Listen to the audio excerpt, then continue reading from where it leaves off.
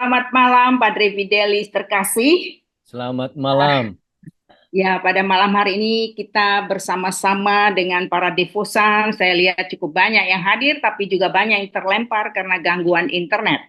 Ya, kita akan belajar bersama dengan tema yang sangat luar biasa, jalan bersama Yesus. Ya, kita akan mendengarkan bagaimana sebagai anak-anak rohani kita bisa berjalan bersama Yesus.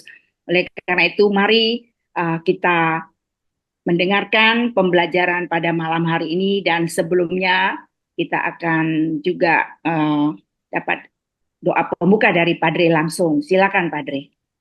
Baik, selamat malam untuk kita semua.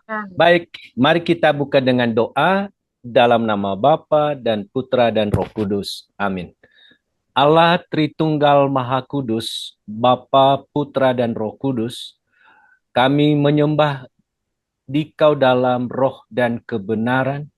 Kami memuji dan memuliakan Dikau karena kami sungguh merasakan kasih-Mu, penyertaan-Mu kepada kami hingga saat ini. Teristimewa pada malam ini Tuhan, kami mau merenungkan firman-Mu, di mana putra-Mu telah Engkau utus kepada kami untuk memperlihatkan wajah-Mu, untuk membawa keselamatan bagi kami, sehingga kami dapat dibawa kembali kepadamu, di mana Ia telah menjanjikan menyiapkan tempat bagi kami.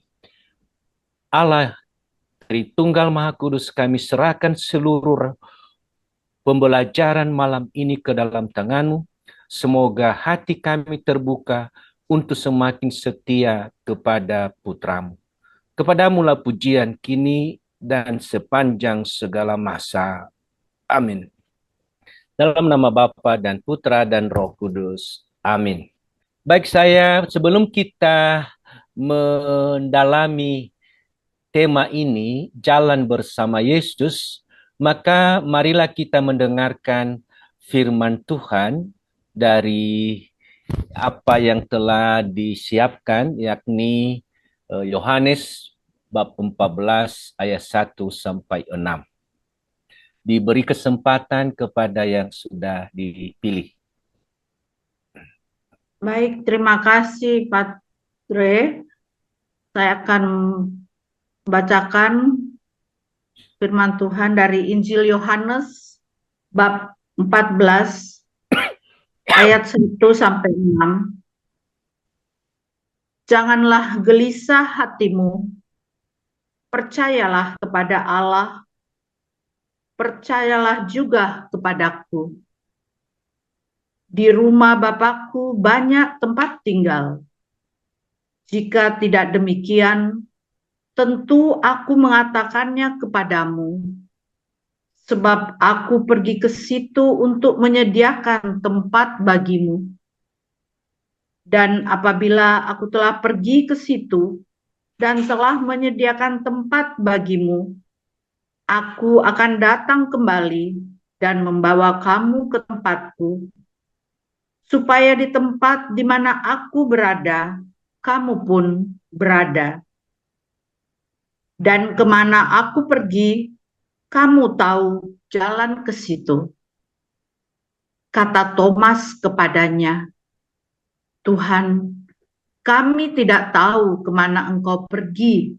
Jadi bagaimana kami tahu jalan ke situ? Kata Yesus kepadanya, Akulah jalan dan kebenaran dan hidup. Tidak ada seorang pun yang datang kepada Bapa kalau tidak melalui aku. Demikianlah Injil Tuhan. Terpujilah Kristus. Terpujilah. Baik, terima kasih Bu Like. Bapak, Ibu, saudara-saudariku yang terkasih, teks ini seringkali kita dengarkan ketika ada orang yang meninggal. Saya sudah sering juga membacakan teks ini ketika membuat uh, misa requiem. Tapi ada beberapa pilihan lain.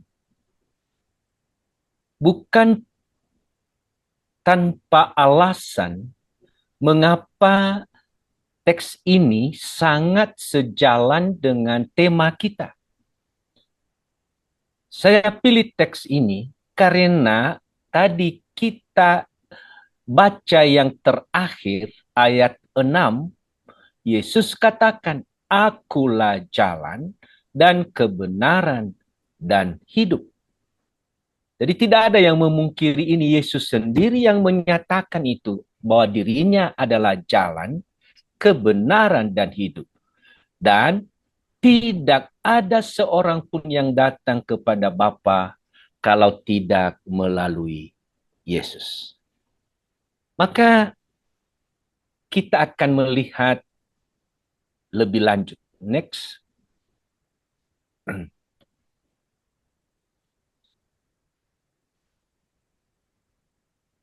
Maka pengantar untuk ini, yakni kita semua tahu bahwa Yesus telah mati untuk menebus dosa-dosa kita, disalibkan dan bangkit pada hari ketiga, menampakkan diri kepada banyak orang.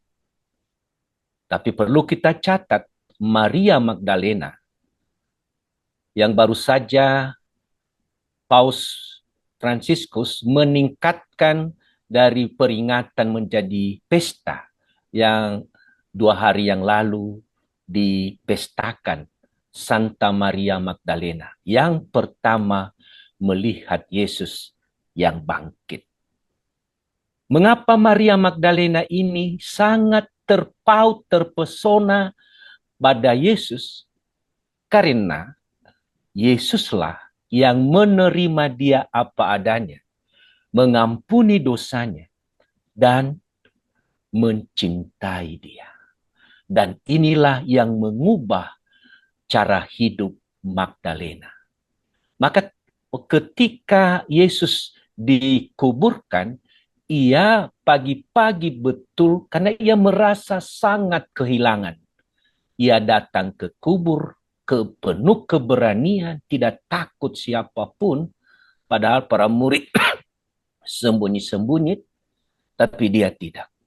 Maka justru karena kesetiaannya berjalan bersama Yesus, Yesus menampakkan diri kepadanya setelah bangkit.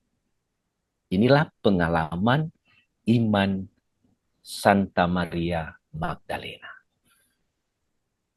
Saudara-saudariku yang terkasih, masalahnya ialah, percayakah saudara dan saya bahwa Injil yang diberitakan dan kita terima membawa keselamatan untuk hidup kekal? Karena ada orang berpikir, ya nantilah itu. Ya, bukan urusan sekarang. Kita lupa bahwa hidup sekarang menentukan hidup kekal. Next.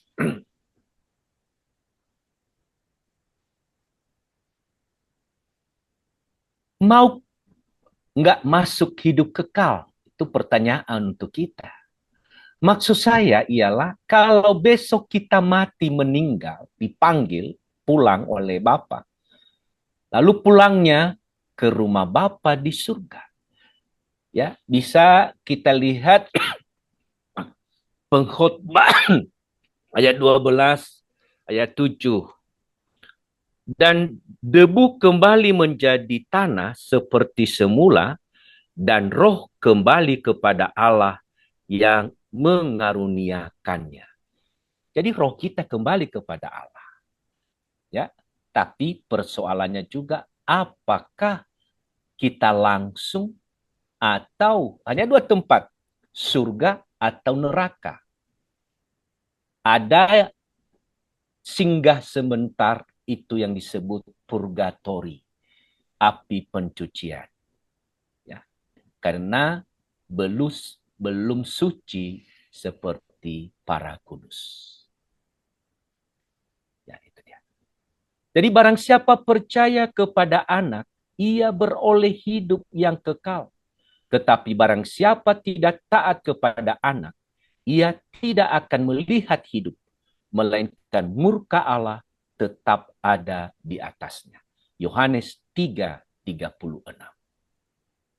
Ya, kita bagaimana masukkah ke persekutuan para kudus di surga bersama para malaikat memuji dan memuliakan Allah? Inilah tujuan hidup kita, mendapatkan hidup kekal. Yesus katakan tadi, aku pergi ke rumah Bapa menyediakan, ada banyak tempat. Jadi ada banyak tempat. Dan saya akan datang menjemput kalian untuk datang ke tempat saya. Next.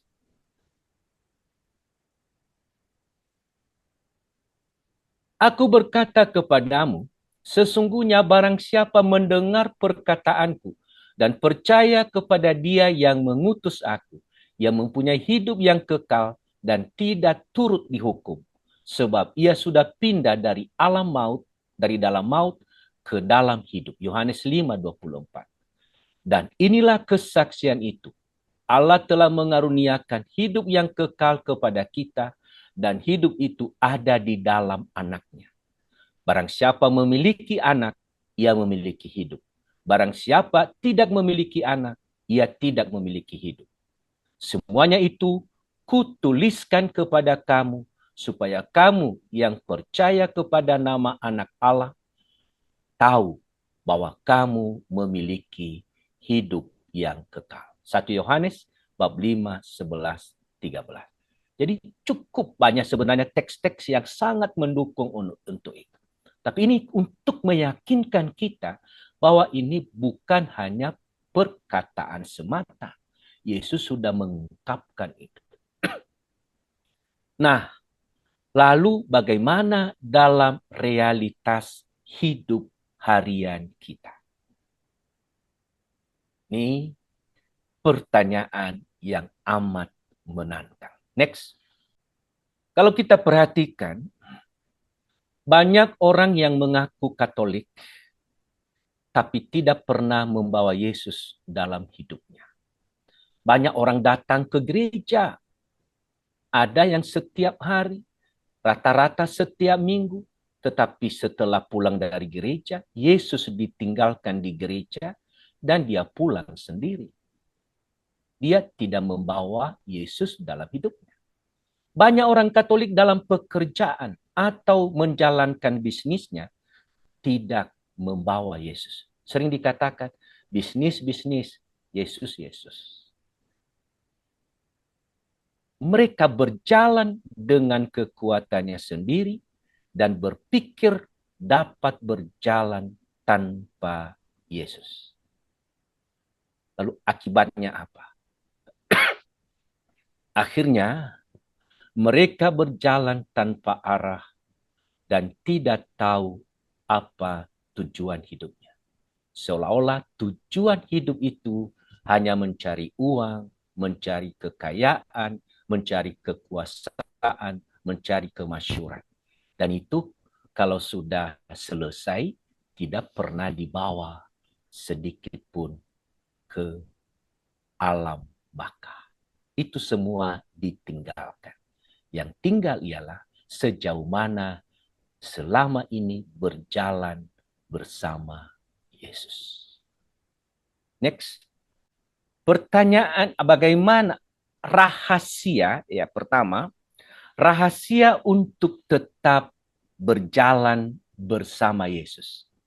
Jadi sekali lagi, seringkali kita hanya, maaf juga saya juga sering begitu, mengakui dengan bibir tetapi tidak melaksanakan secara konsisten. Maka di sini kita mau belajar, ya, rahasia untuk bisa berjalan bersama Yesus. Yang pertama, mau dikoreksi Tuhan. Bisa kita, ya, sekali lagi ini penting, mau dikoreksi Tuhan. Mazmur 26 ayat 2. Ya. Banyak orang Katolik yang tidak mau dikoreksi Tuhan? Dan apakah sebagai orang Katolik berani berdoa seperti Raja Daud? Dia katakan begini, ujilah aku ya Tuhan, dan cobalah aku, selidiki hatiku dan batinku. Jadi ada lagu yang itu, selidiki aku. Itu bagus sekali kalau itu direnungkan dengan baik. Kita belajar dari Daud, kita tahu kebesaran nama Daud. Bahkan Alkitab mencatat bahwa Daud adalah orang yang berkenan di hati Tuhan. Namun Daud bukanlah orang yang sempurna. Daud pernah jatuh ke dalam dosa. Jadi kita tahu ceritanya itu kan, ketika dia mengambil istri Uria, saudaranya, dan ditegur oleh Nathan. Next. Suatu waktu Daud melakukan dosa, dan Nabi Nathan menegur dan menyingkapkan kesalahan dan dosanya. Daud tidak marah atau menyuruh pengawalnya untuk menangkap Nabi Tuhan itu. Bukan seperti di Kekaisaran Romawi ketika dikritik kaisarnya, maka ya jangan harap kamu hidup dipenggal kepala. Tapi beda dengan Daud. Daud mengakui kesalahannya itu.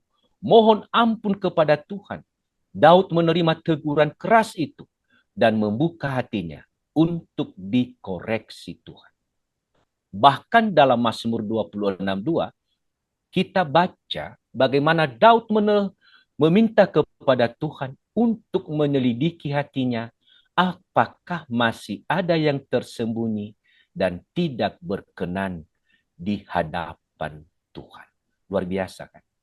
Penyesalan, pertobatan, dan menerima koreksi yang datang dari Tuhan melalui Nathan. Orang yang berjalan bersama Yesus adalah orang yang mau dikoreksi hidup. Bapak Ibu, kita memang harus menyadari ketika orang menegur kita, kita tersinggung. Bahkan menutup hati untuk teguran itu. Maka memang sekali lagi kita bukan manusia sempurna. Kita juga berbuat kesalahan. Seringkali orang lain lebih melihat itu daripada diri kita. Maka sekali lagi ini dengan kerendahan hati harus siap dikoreksi supaya tetap berjalan bersama Yesus. Next.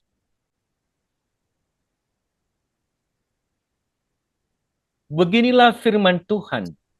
Terkutuklah orang yang mengandalkan manusia, yang mengandalkan kekuatannya sendiri, dan yang hatinya menjauh daripada Tuhan. Jadi Nabi Yesaya mengatakan, jangan sombong. Ya, Yesaya bab 2:11, ayat 17, Yesaya 5, nanti bisa dilihat. Itu juga. Jadi terkutuklah orang yang mengandalkan manusia. Ya kita harus sadar Bapak Ibu, yang itulah misteri Tuhan ya. Sudah kita rancang sedemikian, tapi ternyata beda yang terjadi. Maka memang selain realitas yang kita hadapi, hidup kita ini juga sebuah misteri. Kita tahu apa yang terjadi besok pagi. Kita tidak tahu apa yang terjadi 2 bulan, 1 tahun ke depan, tidak tahu. Jadi kebesaran Tuhan itu luar biasa. Bagaimanapun manusia merancang, itu yang dikatakan Tuhan punya wewenang, kuasa untuk itu. Jadi Raja Nebukadnezar memuji dirinya atas apa yang sudah diperoleh, dibangunnya di kerajaannya. Nebukadnezar menyombongkan diri dengan menganggap bahwa semua yang dimilikinya adalah karena kehebatannya. Dia tak mengakui bahwa itu semua adalah turut campur tangan Tuhan. Maka Tuhan menghukumnya menjadi orang yang tidak waras dan hidup seperti binatang, lembu yang makan rumput. Rambutnya terurai seperti bulu Raja Wali, kukunya seperti kuku Raja Wali, sampai akhirnya dia sadar dan mengakui kebesaran Tuhan. Dan karena itu Tuhan memulihkan keadaannya seperti sedia kala. Jadi luar biasa cerita itu, bisa dibaca nanti. Ya. Maka segala yang kita peroleh dalam hidup ini, kekayaan, kecerdasan, kemampuan, posisi atau jabatan, kesempatan, adalah dari kemurahan hati Tuhan. Dan semuanya ini bukan tanpa maksud, supaya kita menjadi kesaksian bagi banyak orang. Ini jadi kita miliki itu kesempatan atau apapun ya, bukan karena kehebat boleh, tetapi kita melihat, kita memuji yang memberi, bukan pemberian itu. Jadi kita bangga bukan pada pemberian itu, tetapi siapa yang memberi itu, yaitu Tuhan, kebesaran Tuhan. Jadi orang hanya berpaku di situ, sudah kekayaan, sudah cerdas, mampu, punya posisi jabatannya, berpaku di sini. Setelah kehilangan ini, akhirnya menjadi tanpa arah. Padahal Tuhan memberi kesempatan ini untuk menguji kita, apakah kita bertanggung jawab, menggunakannya dengan pantas, berbagi, atau sebaliknya. Seperti Nebukadnezar pada awalnya, tapi akhirnya hidupnya berubah.